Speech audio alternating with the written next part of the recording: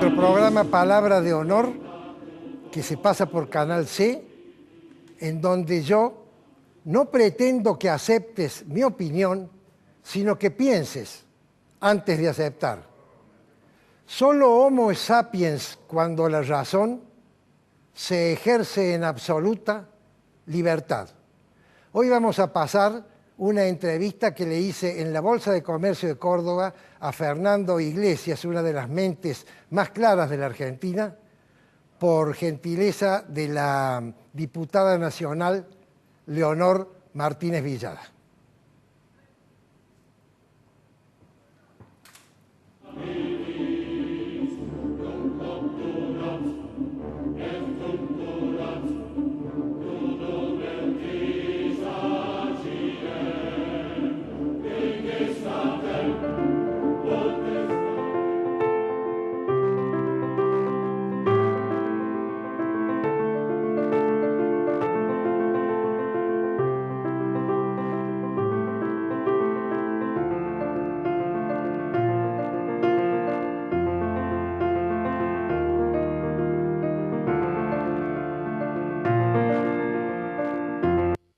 Isaías Goldman, el especialista en aire acondicionado y calefacción. Todas las marcas, todos los productos y sus repuestos con la mejor financiación. Isaías Goldman, el especialista. Bulnes, esquina Pringles, teléfono 589-0033.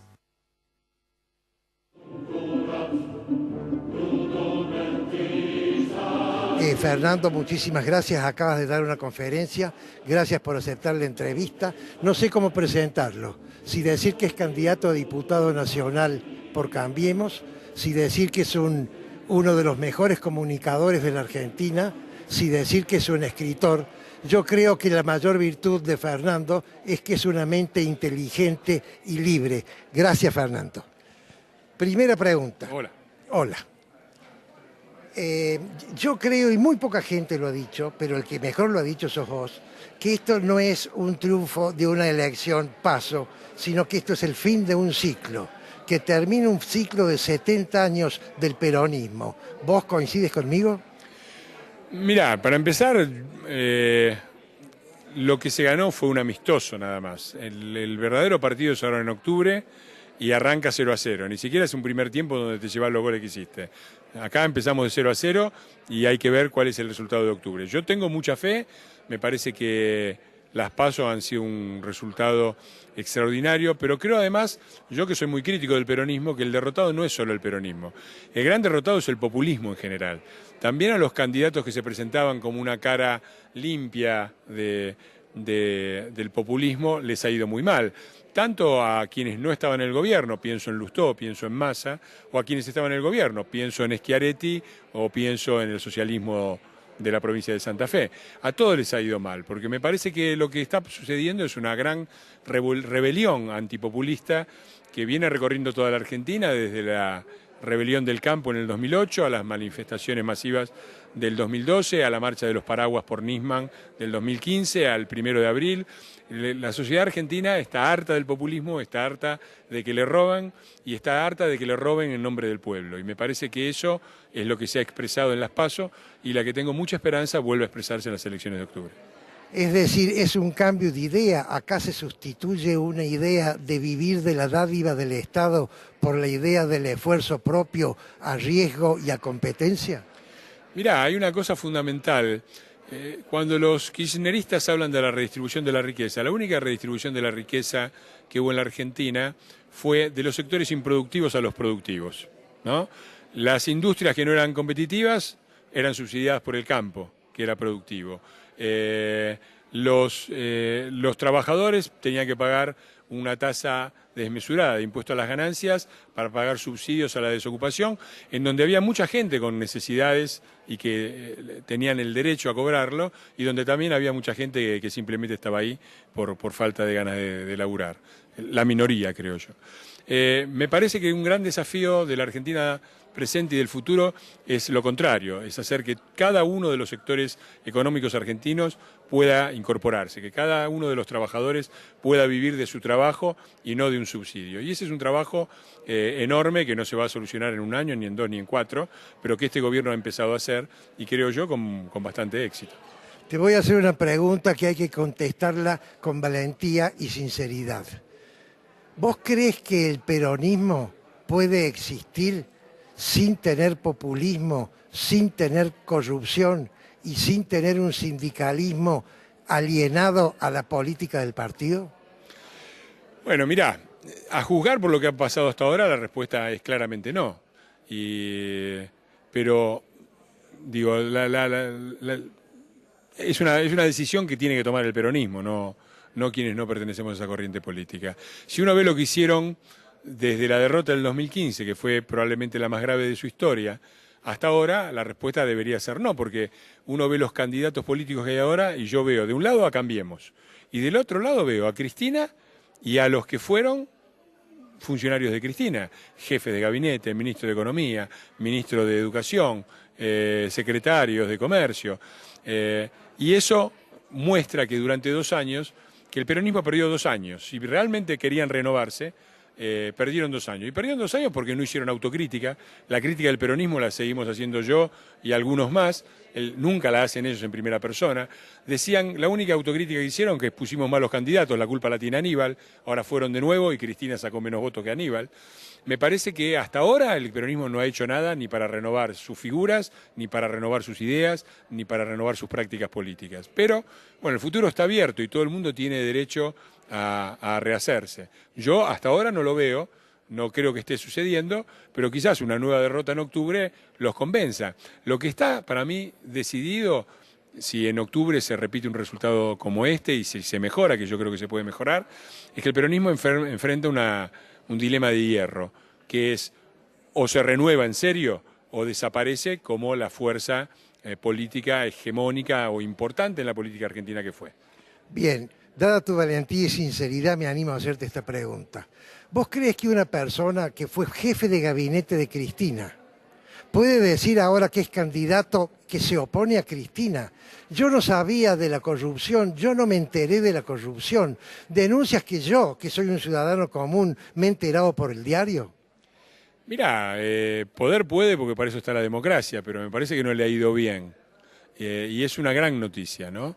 Que quienes fueron, creo que los grandes derrotados son ellos, son los que quieren presentarse como candidatos en contra de la corrupción. De hecho, la llevan a Margarita Stolbizer para que haga ese papel y no pueden decir nada de lo que sucedió. Digo, cuando Massa era jefe de gabinete en el 2008, fue el mismo año en que nosotros presentamos una denuncia con Carrió y con toda una serie de diputados que en ese momento integrábamos la coalición cívica, pero ahora que formamos parte de Cambiemos.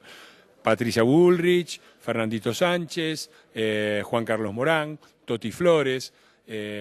Presentamos una denuncia contra el gobierno kirchnerista como asociación ilícita y quien estaba en ese momento de jefe de gabinete era Massa, que debajo de él tenía a Devido y a Jaime y a López y a todos estos. Nunca vio nada y ahora se presenta como candidato contra la corrupción. Me parece que la gente no se creyó ese mensaje, no se lo puede creer, como no se puede creer lo mismo de Lustó o de Guillermo Moreno o de Filmus.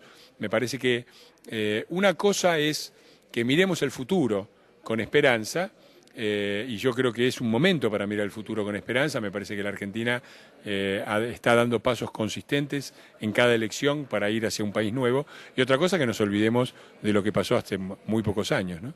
Bien, este cambio cultural que yo atisbo y que vos explicas, ¿lo ha generado Macri? ¿O Macri se ha dado cuenta que el cambio venía y se ha montado en la cresta de la ola? No, ni una cosa ni la otra. Me parece que hay una rebelión antipopulista profunda en la Argentina, como te dije, arranca de la crisis del campo, pasa por la lucha contra Cristina Eterna, por el pedido de justicia por Nisman y por tantos otros, por el 1 de abril y por tantos episodios. Me parece que, yo diría que Cambiemos y Macri como presidente son la representación política que encontró una parte de la Argentina que no quiere vivir más ni en la corrupción, ni en la impunidad, ni en el populismo, y que quiere verdaderamente entrar de lleno en el siglo XXI y generar trabajo y posibilidades de progreso para todos, para que el que es trabajador, para el que es desempleado y vive del subsidio empiece a vivir de su trabajo, para el que vive de su trabajo tenga condiciones que le permitan ser de clase media, para que la clase media tenga prosperidad y para que quienes invierten en el país puedan tener niveles adecuados de rentabilidad que les permita reinvertir y seguir ampliando la capacidad de la economía argentina. Me parece que ese es un país razonable, es el país por el que apostamos y es el país del futuro, que creo que los argentinos en cada una de las elecciones apoyan cada vez más. Me gustaría hacerte una pregunta personal.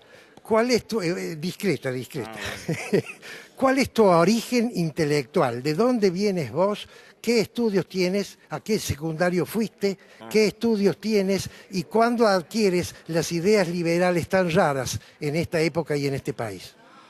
Bueno, es una larga historia. Yo estudié en el Normal de Avellaneda, que era el Nacional Buenos Aires de Avellaneda, o el Montserrat de Avellaneda, ¿no? Era la mejor escuela, era una típica escuela pública donde iba desde el hijo de un empresario muy conocido hasta chicos cuyos padres eran laburantes rasos, ¿no? Y mi familia era una familia de mezcla, de clase media, laburantes, un poco de todo. Y yo siempre me interesé por la política, aunque me dediqué al deporte. Durante 20 años yo trabajé en el deporte. En el medio de esta experiencia me tocó ir a trabajar a Italia en equipos profesionales de voleibol, y en Italia descubrí todo un mundo nuevo. Yo, que era un chico medio trosco, medio tercermundista, descubrí un montón de valores políticos que yo desconocía. El valor del capitalismo avanzado unido a la democracia liberal y republicana, el valor de la integración regional, era fines de los 80, era un momento de gran avance en el proceso de integración regional europea, y volví muy cambiado, ¿no? Y volví reintegrando toda una serie de valores republicanos, liberales, democráticos, socialdemocráticos también, a una cultura política argentina que estaba permeada, por un lado, por el autoritarismo militar, ¿no? Y por el otro lado por el populismo, ¿no? Y me parece que es la primera vez en mi larga vida, que pues ya voy por los 60, que veo con optimismo una fuerza política que es expresión de una sociedad que quiere un cambio, que se cansó de sus frustraciones y de sus fracasos, que no quiere vivir rememorando el pasado, que quiere vivir pensando en el futuro, y de gente que quiere reformar la Argentina también para que sus hijos y sus nietos vivan en un país razonable y mejor. Y me parece que es lo que estamos viviendo. Última pregunta. ¿Vos crees que ese apotegma para hacer política hay que ensuciarse y poner los pies en el barro es falso, y ahora se está demostrando que puede ser al revés, que justamente se puede hacer política beneficiando a la gente? No, para hacer política hay que meter las manos y el pie en el barro, pero no hay que ensuciarse. Son dos cosas distintas. La política es muy difícil y uno permanentemente está en situaciones donde el barro salpica para todos lados. Hay quienes salen manchados y hay quienes pasamos por la política y no salimos manchados porque ni nos envilecemos ni nos corrompemos. Y me parece que ese es el compromiso, justamente, de hacer de la política un lugar donde no haya barro, o por lo menos no vivamos empantanados en el barro. Y me parece que también vamos en ese camino. Yo lo digo siempre así, la gran diferencia no es que no haya corrupción, porque un episodio de corrupción puede existir en cualquier gobierno, de hecho sucede en países avanzados. La gran diferencia es que ahora la corrupción es una excepción, no es la regla, y es además perseguida por las instituciones políticas, cuando fue durante 12 años la regla promovida desde las instituciones políticas. Por eso me parece que un paso enorme hacia el fin de la impunidad se está dando no solo porque empiezan a juzgarse a los corruptos del pasado, sino también porque cuando hay una denuncia, la justicia actúa inmediatamente ante cualquier episodio que pueda provocar algún tipo de dudas en el presente y con funcionarios que están hoy en el poder. Ya lo hemos visto y me parece que eso es un cambio decisivo, porque lo que ha habido atrás de la gran corrupción que hemos presenciado durante 12 años ha estado una justicia impotente, voluntariamente impotente, que no ha querido actuar. Y creo que eso se está revirtiendo. Muchísimas gracias. Quiero decirte que he seguido toda tu trayectoria y no solo sos un brillante comunicador, sino que sos un formador de opinión, que es lo que necesita la República Argentina. Bueno, bienvenido a Córdoba. Gracias por tus elogios, siempre es un gusto estar en Córdoba.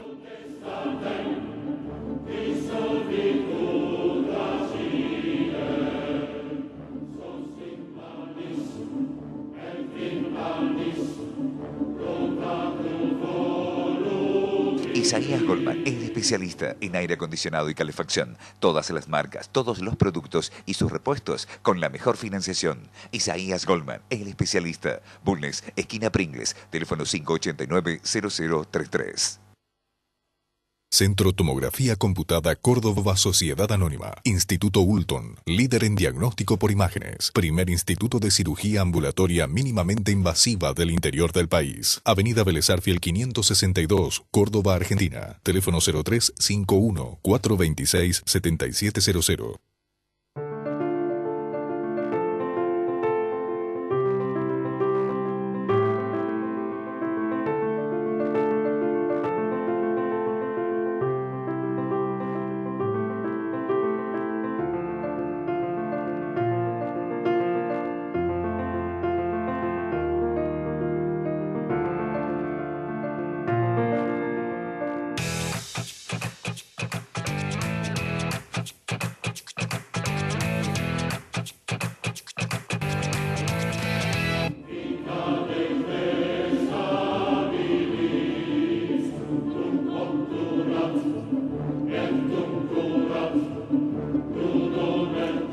Como hace algunos meses hubo un homenaje muy importante hecho por el gobernador de Córdoba y hace pocos días se murió, Eduardo César Angelos ha ocupado esta última semana todos los espacios de los medios de comunicación.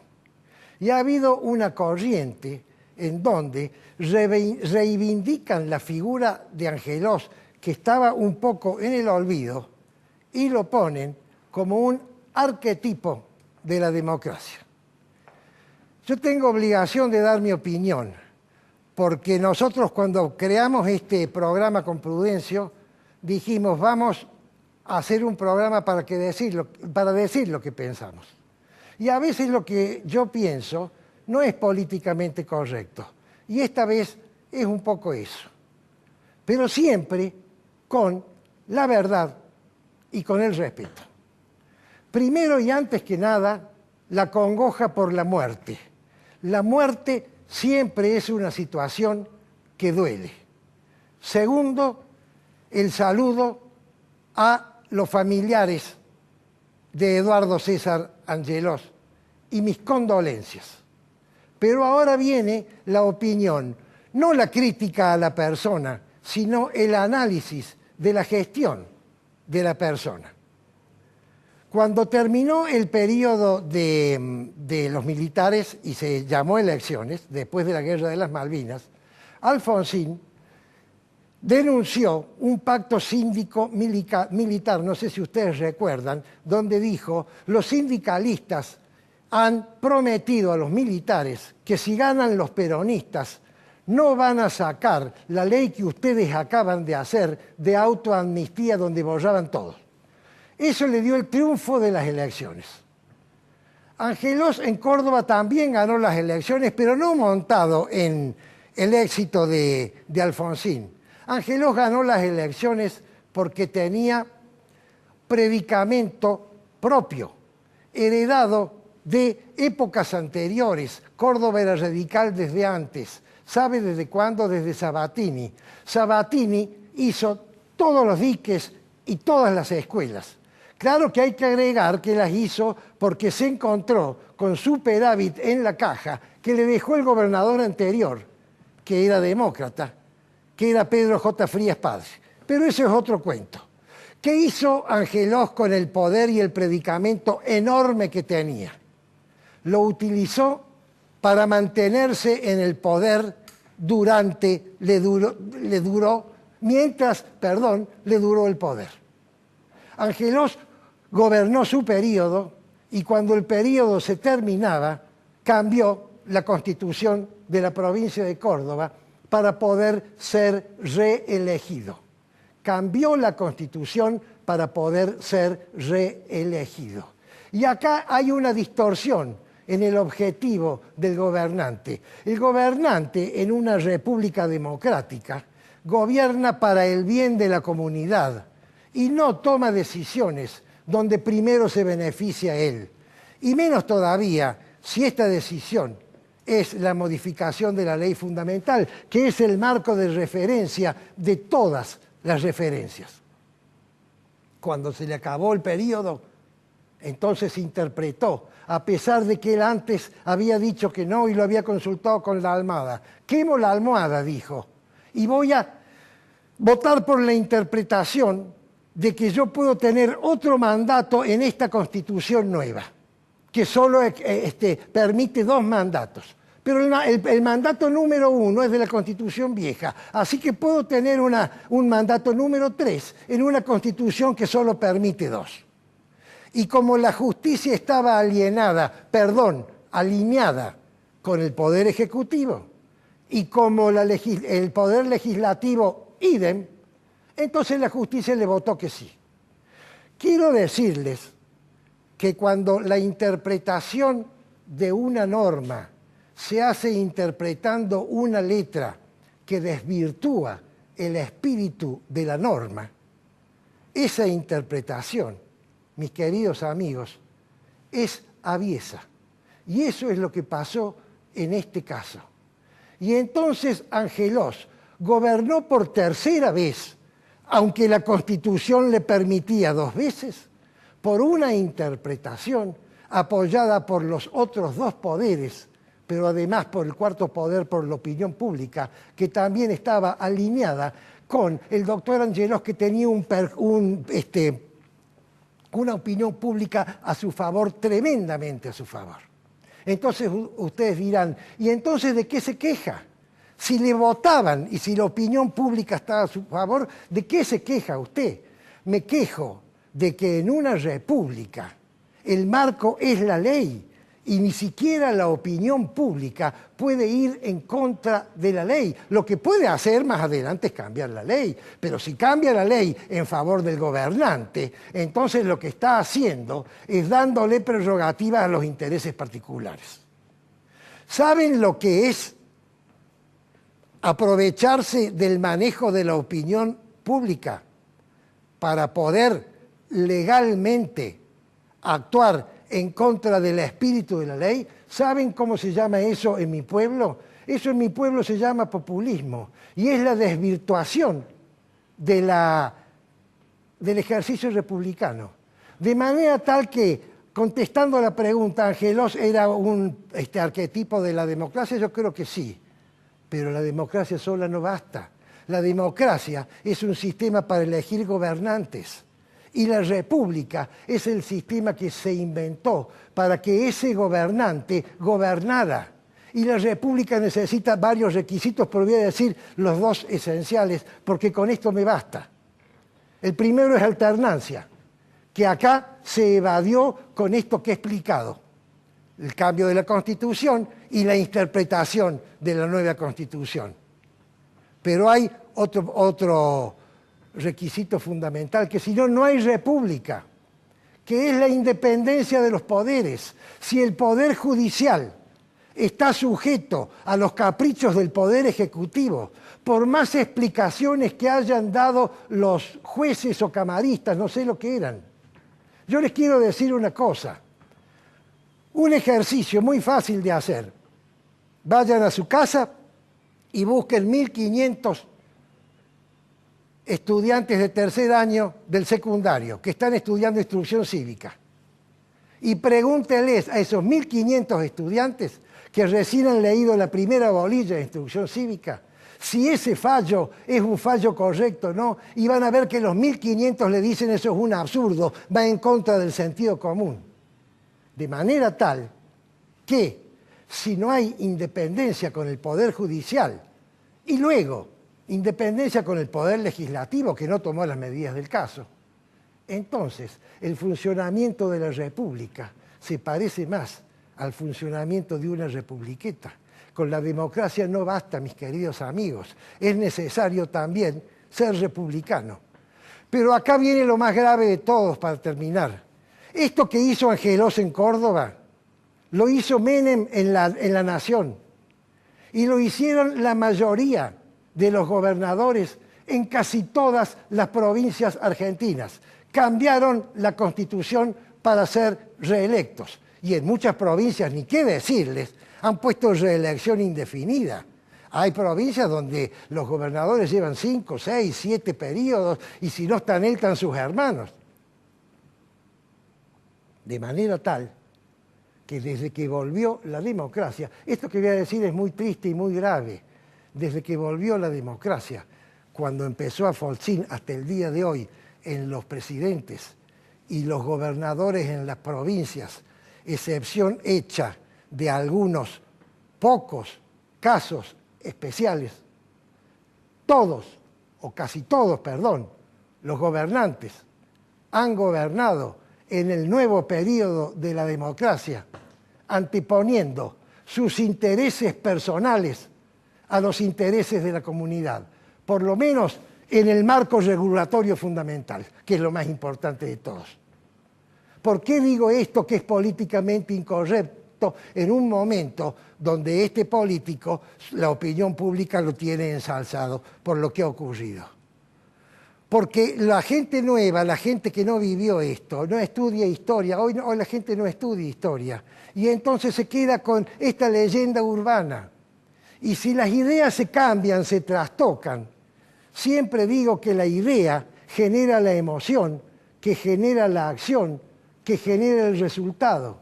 De manera tal, queridos amigos, que si queremos cambiar los resultados, entonces les demos a las ideas el valor que tienen, el nombre que tienen y digamos lo que corresponda, aunque lamentablemente en algunos casos sea políticamente incorrecto.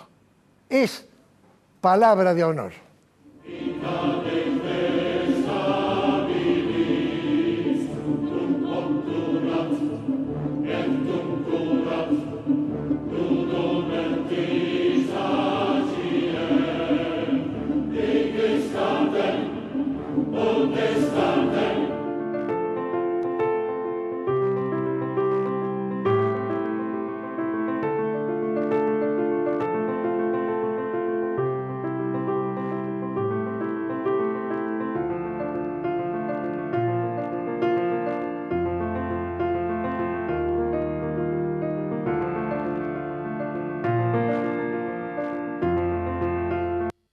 Isaías Goldman, el especialista en aire acondicionado y calefacción. Todas las marcas, todos los productos y sus repuestos con la mejor financiación. Isaías Goldman, el especialista. Bulnes, esquina Pringles, teléfono 589-0033.